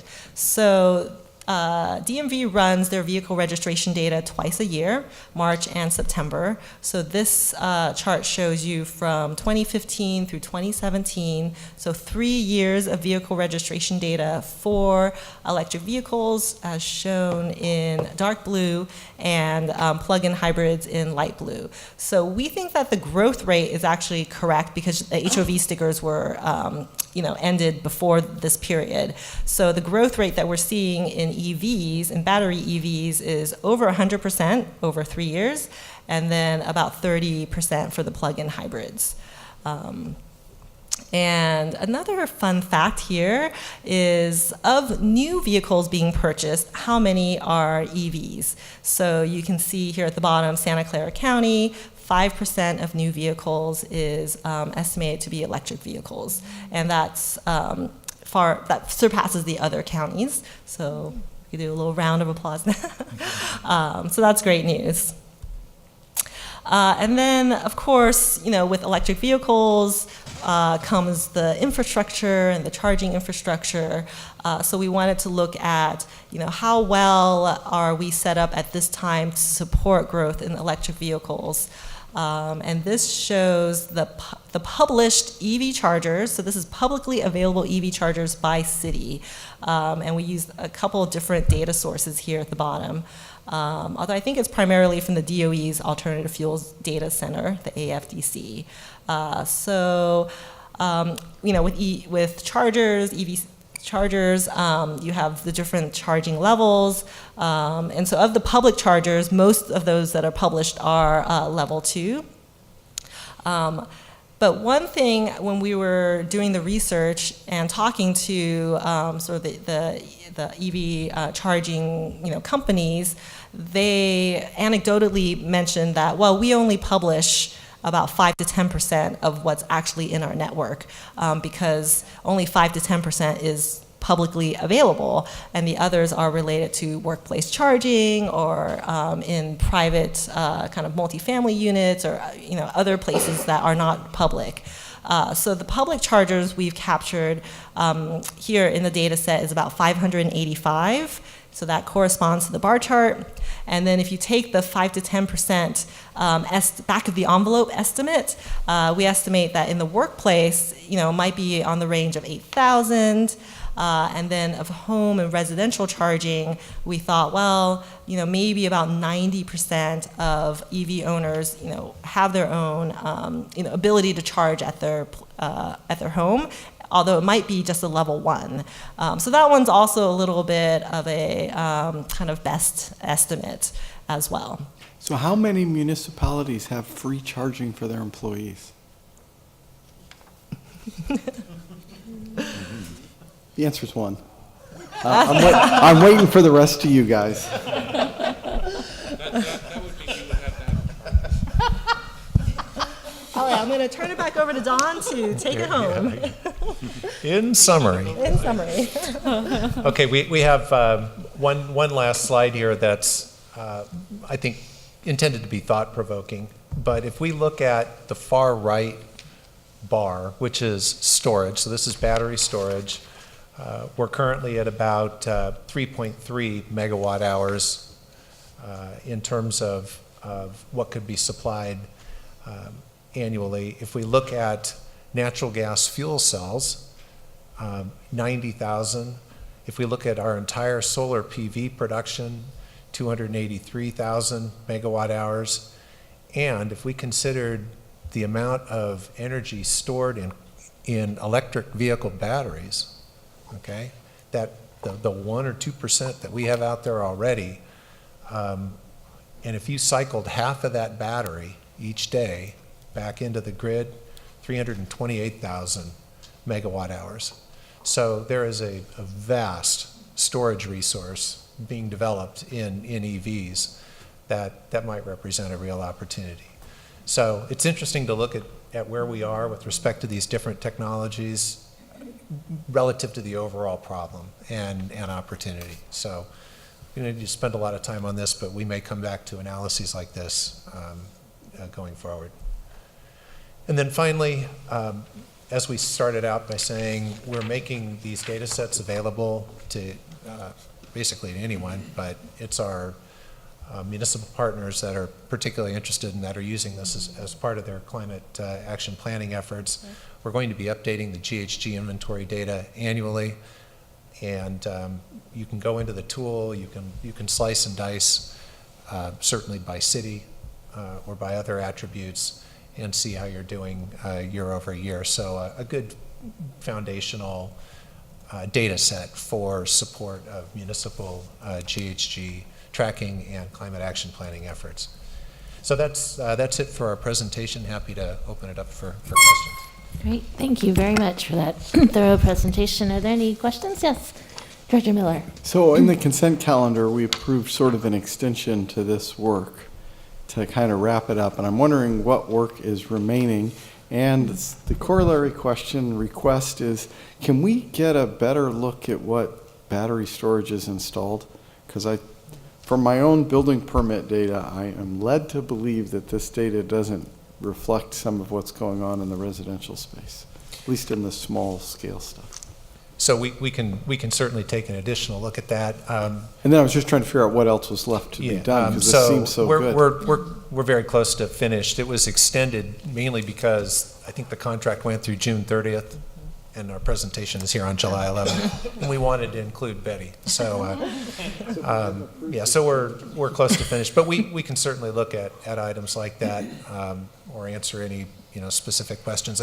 I think what's happening there is, you'll notice Saratoga did appear with a bar, granted a very small bar, and you think your bar is bigger than that, but we will look at some of this has to do with what's actually installed versus what's applied for. So this may be based on SGIP money that's made it all the way through the process and's been paid out. So we may be seeing a bit of a timing issue here. Other questions? Yes, Director Smith. Yes, thank you for the comprehensive report. I was distracted when you mentioned there was a tool. So would you repeat how we can get to the data, if that's available yet? And So it's a spreadsheet tool. You're looking at kind of what the home page for it. It looks like it's an Excel model with a lot of data behind it. Yeah. So can we have it? Okay, thank you. Can we have Is there a Yeah, link so- to it, or? So we will be able to access the tool? Yes, it's available to anybody that wants to access it. The primary users have been the people that are on the MOG, for instance, that are working with climate action planning activities day to day. And Don, have you thought about any process for making upgrades as we go through it on a city-by-city basis and we find minor problems? Sounds like something Betty can think about in her remaining time. No, we'll certainly note those issues in it, and if there are fundamental issues with the data in there, we'll want to address those. If it's a matter of what we can incorporate next year, we'll record that and deal with it then. That's right. Is there any other questions from the side? No? Go to, yes. Yes, I just have a question. I'm assuming you can hear me. I have a question related to the transportation data. Earlier in the presentation, you mentioned, the difference between the commercial and the non-commercial. But as we got further into the data, it seemed like it was combined. Can you clarify if that data is combined, for example, on slide 10, and then on the electric and plug-in hybrids expansion on slide 20? Yes, so, sorry, slide 10. Okay, Dawn's going back to that. So yes, that includes both the commercial and the passenger vehicles. Okay, so as we decarbonize the public transportation system, my assumption is VTA will make that data more readily available, and that will also shift this in the Yes. future years. That's right. Yeah, VTA will make that data available. We're primarily pulling the data from MTC. So yeah, but those data sets do include the vehicle mix for both commercial and passenger vehicles. Okay, thank you. And Director Gibbons, did you have a question? Thank you. During the presentation, you made reference to a couple of different sources and websites. Hopefully that those links will be provided to us as part of that. That would be great. As an aside, I noticed Bloom Energy is going public this week, I think. And if you look at the chart on battery storage, maybe it's actually probably what I'm looking for is one of these charts on the solar photovoltaic capacity is growing rapidly. Am I correct that we are still mandated to provide the power demand for solar users, and we cannot take credit for what's provided by solar users or solar providers? Do you know what I'm talking about? It had to do with our procurement discussions early on in our. Right. So yeah, we don't get credit for the solar that comes back onto the grid from distributed resources. If that's what you're asking, that doesn't show up in our mix. Right. So for future reference, this is an interesting analysis that might come in to influence that going forward with any legislation or whatever. I thought that was very interesting. And on the chart that says electricity consumption by city and sector, energy use, if I'm following the diagram correctly, how will this diagram change with our new contract, which was going to impact the duck curve, the one that we're doing in, New Mexico? The supply? Am I understanding that correctly? I'm sorry, can you ask the question again? Okay. So it says residential average monthly total and per household electricity consumption. Let's see, one of these tables. I may be looking at the wrong table. Slide 13, okay. I don't have numbers on what I'm looking at. Can you get the slide up? Which one are you looking at? Is it this one? This one? Yeah. Oh, little numbers down there, okay. What I'm trying to understand is that how these might change in the future. And the fact that we have a new contract from New Mexico that's going to have, we think, a major impact on our duck curve of when we have power produced overnight. So how that will change some of these tables in the future. So this table reflects the average monthly usage. That's what you see on the green line. So that really wouldn't be impacted by a different supply mix. And then the blue bars represent the overall consumption monthly for that community. So okay, I'll look and see if I can find it. There was that thought came to me when I was looking at one of the tables, but I'll figure that one out, and perhaps need to ask you again. Okay. Oh, and then if you look at table 11 or page 11, to me, this diagram here and your comment about the 20% and how we're going to get to the additional 10%, Mel Peters will help us with some of that. But doesn't this really highlight how important our programs are going to be? yes, the 20% does factor in Milpitas. Oh, it does, so okay. We're already getting that benefit here. Okay.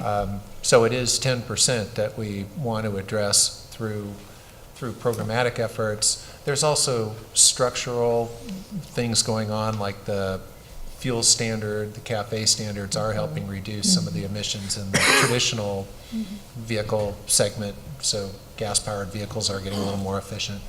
And this is what we're going to be working on modeling and what Amy is going to be helping us with as we do our program planning work over the next 6 months. So to me, this was probably one of the most significant tables going forward.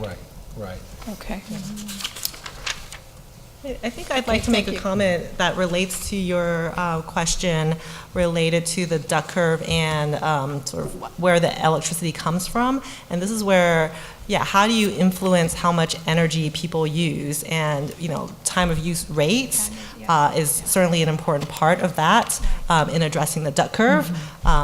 And so, when we look at programs and we look at approaches to influence behavior, there's a suite of, tools in the toolbox.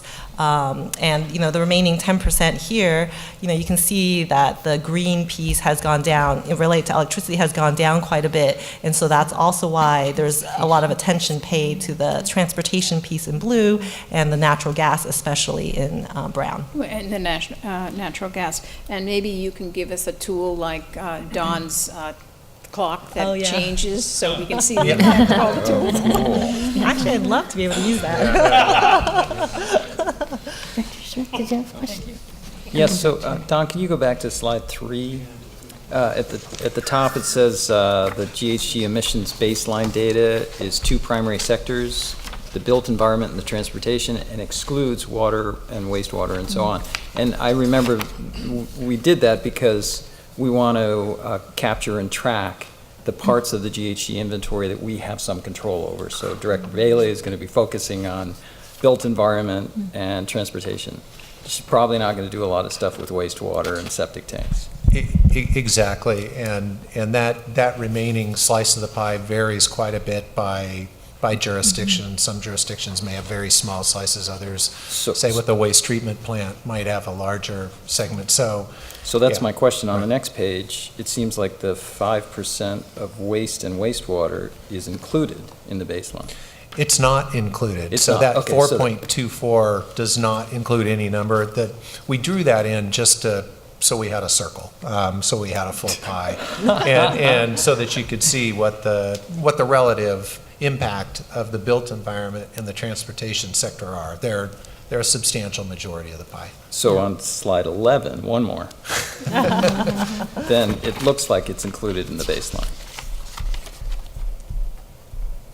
at the very top of the bar charts. Getting there. And by the way, this information is fantastic. It's, Yeah. you've done a great job. Yeah. But this makes it appear that waste and wastewater is part of the baseline. You're right, it does. Yeah, Just we'll, have to extend we'll that. address that. Director Smith, did you have a question? Yeah, thank you.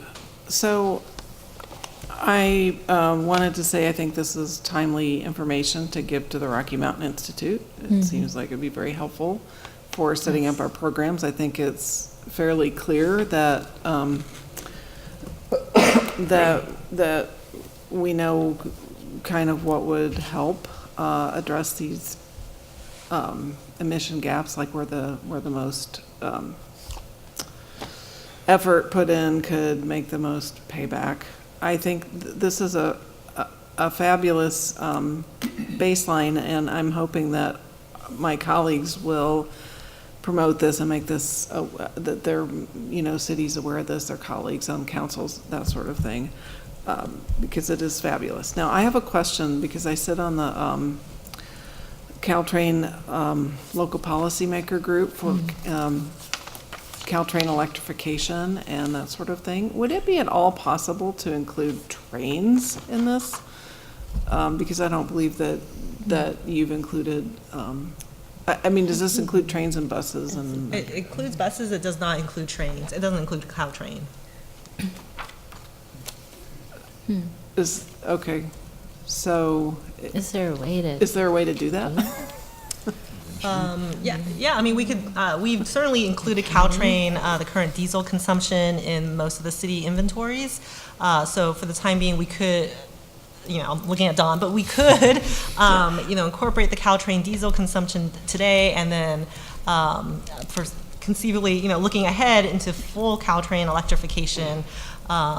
What the timing of that is, that gets a little. I don't think there's a hurry, is my point, but maybe in the upcoming. Did I hear you say that we'd be updating this every year? Yes. Okay. Oh. And then and that's fabulous. Is this okay? So I know that several cities have climate action plans. Mm-hmm. Can they use this data to baseline their? Mm-hmm. Or is yes, the cities are on different timing relative to when they're updating their plans, but they can come and get this data for whatever year they may want to use, especially over time as we get this going. We want to make the basic transportation and built environment GHG data available each year. Yeah, I know. I'll speak back to some of the earlier comments that some members of the public have made at, I think it was the executive committee meeting. Would it be possible to add a chart of some kind about maybe comparing like a decay curve approach for reducing greenhouse gas emissions by a fixed percentage every year versus a fixed, amount of like overall reductions, just to kind of help educate people. Because I mean, there's a target and I don't see any like progress toward a goal kind of slide. So that I think would be very helpful with the different approaches of what a decay curve would look like versus a. So it's a great point, and as we move really into the heavy program planning work and the modeling work that Amy's going to help us with, we will be starting to draw some lines into the future, and those lines may not be lines; they might be curves, and I'm sure there'll be a robust bit of conversation around what the shape of those trajectories look like. Okay, great. Any other questions? Yes, please. I'll just make a few comments as well. And I want to echo the comments that were made because they were all really excellent as well. But I also wanted to add one item, is slide number 11, which we discussed, which is already on the screen. It really shows the collective work in impacting GHG reductions. I know individually for the climate action plan, we really do our own individual reports for cities. I know when we wanted to start joining Milpitas, that was one of the conversations Don had. He was like, this is going to really help you out, Odessa, with your climate action plan. This is a good thing. So, of course, the individual report that you have is going to be extremely helpful. However, we also have a community-wide newsletter that goes out to residents, and it's good for them to know how they have impacted the regionalism. How have they, as a whole, we as a whole have impacted the whole community, which is the Bay Area. So I think that's also a good point to share with staff and for our council as well to share it with the leadership and staff. So otherwise, I think it's, as it was already stated, the future programming can be definitely based on this. I can definitely see programming coming out on EV and charging stations, storage and EV vehicles, and I think that's about it. I already said that. Thank you. Great. I'm going to go to our CEO, and then I'm going to open it up for public comment. Yeah. So I think based on some of the requests we've got, once we've finalized all the data, we can prepare a packet for each of you that you can then turn in to your city manager with the PowerPoint presentation, all the references, the spreadsheets, and maybe a bit of a cheat sheet of how to use it with contact information if folks want to get back to us. Several of the largest cities are part of the member agency working group, and they have access to it and they're very familiar with it, but we'll just send it out to everyone once we finish all the details here. Great, thank you. All right, I'm going to go to public comment. If there's any member of the public wishing to speak, please come forward. Thank you for your patience.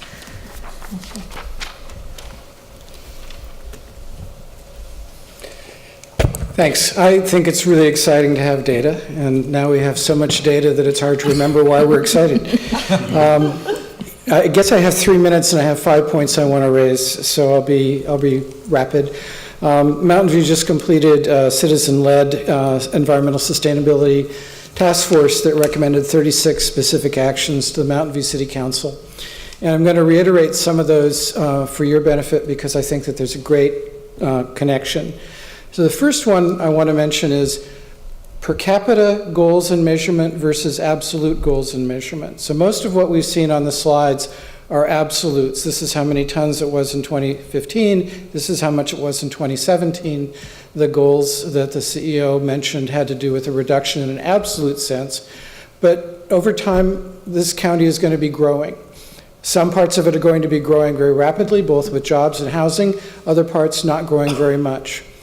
And I think that if you frame your goals in per capita terms, not just your goals, but your measurements in per capita terms, you'll be able to do a couple of things. One is you'll be able to not get discouraged if the absolute emissions are not falling as rapidly as you wanted when population is growing at the same time.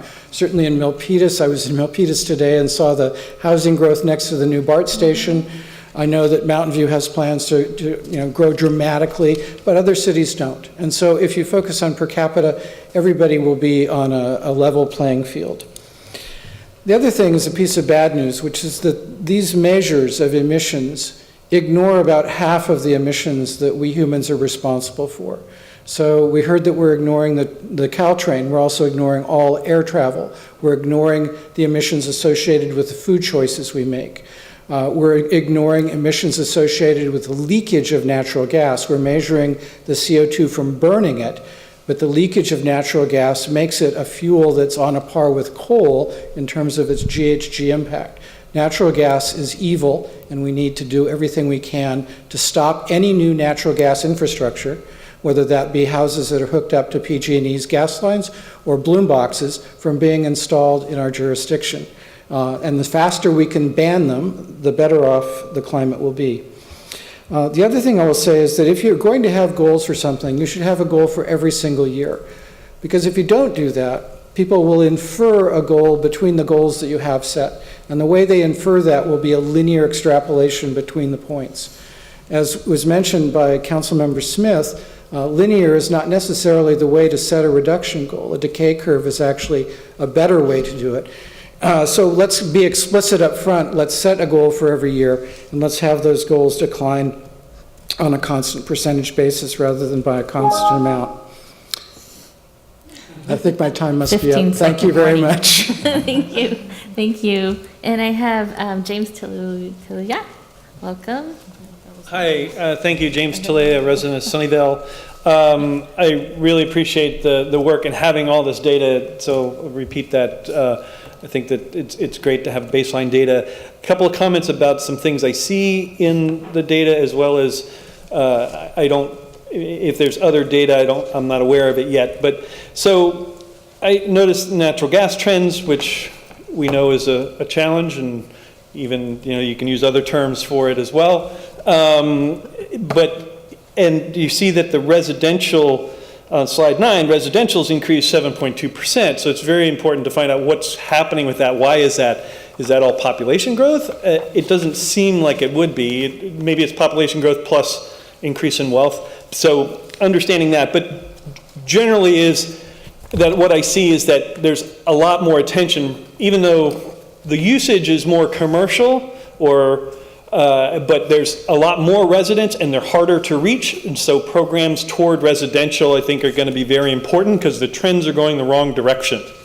On the commercial side, as far as the data goes for having baseline, having designed programs at PG&E for 7.5 years, there's different, as Don well knows, and he probably knows all the details about it, but there's different segments within commercial. And so I don't yet see segments of small business versus large business, and the middle as well. But large business, they've got resources, they do things, and it is where most of the use is and most of the opportunity. But in designing programs and the opportunity for programs, what SVC can look to do broadly is filling gaps. Who's not being served? The small business is likely an area that is already underserved, and I know that to be true from working at PG&E, and this doesn't give us any data to look at the small business. So how are we ever going to fill that gap and measure our success in helping our small businesses? So that's another, their ability to understand and manage their energy use is much more like a residential customer than a medium or large business. So they need more help, to put it simply. And I agree with the let's do what we can to stop more of this alternative use of natural gas for generation in bloom boxes, etc. They moved out of Sunnyvale, so now I'm not dissing my own. They moved down to Gilroy or Morgan Hill or something? I don't know. So anyway, it's a challenge that we have to address, as well as DA. Thanks a lot. Thank you. Any other members of the public wishing to speak? Do you? No? Okay, great. I'll bring it back to the board. Any other last minute comments? Yeah, Betty, a question. They both mentioned natural gas leakage rates. I thought we'd used a pretty aggressive or pretty up-to-date leakage rate. So we did not factor the leakage rate into these numbers. Okay. And the reason we didn't do that was because the convention right now for GHG reporting among jurisdictions, right or otherwise, doesn't generally include that leakage rate. In the report, we list what we would assume it would be. We didn't share that here, again, because we're a little concerned about an apples and apples conversation. But to the point that the speakers made, yeah, it does bump up natural gas by another 50% or so. I mean, it's a big hit if you look at leakage. Now, leakage is considered all the way from the source, literally from the wellhead, and then you start getting into the arcane GHG arguments of, well, should that be reported and captured somewhere else versus in the city? Long story short, gas is really impactful to the environment and is probably underrepresented in the way that traditional accounting is done here. I remember at the MOG we saw an early version of the workbook, and the leakage information was in the workbook for each of the different jurisdictions. Yeah. That's still there? Yeah. And it almost doubled the impact of natural gas. Yes, Director Givens. So you've just gotten me confused. I actually followed your point, but in terms of what cities need to complete their climate action plan, the document and the information as being presented with the tweaks we've talked about is what cities need irrespective of the gas leak issue. Correct. Okay, thank you. So that was actually my question, is the relationship between the city plans and with this data, and are there areas that the cities may have more information or details on that we can plug into ours, so that eventually ours is the comprehensive plan that any city can pull from at any time? So when we put together our approach with the MOG for doing this, we talked a lot about common denominators and trying to work on putting together a data set that would be generally useful to all jurisdictions. Not every city, but a few cities are doing, maybe they're accounting for transportation slightly differently, or some cities include air travel, or so again, we don't mean this to be the inventory for every city. What we mean it to be is a really good repository with most of the data that a city would need to do a conventional inventory. If you want to do something above and beyond that, it's up to the cities to do that. Great. All right. Anything else? Well, thank you very much. It's very interesting and well done. We will move on to, sorry, and we kind of got off schedule, but that's okay. We'll move to item 7. I have a short executive committee report. The executive committee met on June 26 and reviewed and provided feedback on the strategic plan, which was presented this evening. The committee also discussed a proposed new joint power authority or joint power authorities, which will be brought to the full board once more information becomes available. Staff has requested to cancel the July 24th executive committee meeting due to a light agenda. If acceptable with the board, the next regularly scheduled executive committee meeting will be held Tuesday, September 25th. And that concludes my report. Are there any questions to the report? Any members of the public wishing to comment? So do we need to vote on canceling the meeting? No? Okay. If that's acceptable to the board members, we will cancel July 24th. And we'll move on to item number 8, Finance and Administration Committee report by the Chair, Director Craig. Do you have a report? Thank you. Sure do. Great. We met on June the 19th in a special meeting to discuss the benefits and compensation. And we are going to have another meeting on Monday, July 23rd to continue this discussion and provide feedback and suggestions. And that's it for the report. Thank you. Any questions on the report? Any members of the public wishing to speak on the item? If not, thank you. We'll move on to item number 9, Legislative Ad Hoc Committee report. There was no report as the committee has not met since May 7th. However, the next meeting of the Legislative Ad Hoc Committee is scheduled for Tuesday, July 17th. And any questions? Members of the public? All right, thank you. I love this interactive meeting style. So that concludes our regular calendar. Are there any board member announcements or direction on future agenda items? Yes, Director Hardy. Yeah, just a couple of announcements. First, well, he just came back in the room. Peyton, thanks for coming back. We had the pleasure of Peyton joined the Gilroy Chamber of Commerce last month for our monthly breakfast, and he was announced as a new member representing Silicon Valley Clean Energy and also a hometown local environmental hero. Nice. So that was really cool. So thank you for joining. Thank you. The second announcement is just to invite everyone, the board of directors, to the annual Garlic Festival that's occurring starting on July 27th. As most of you probably know by now, it's one of the largest festivals held in the Bay Area. There's over 100,000 people that come from all over the world to join us down in the South County.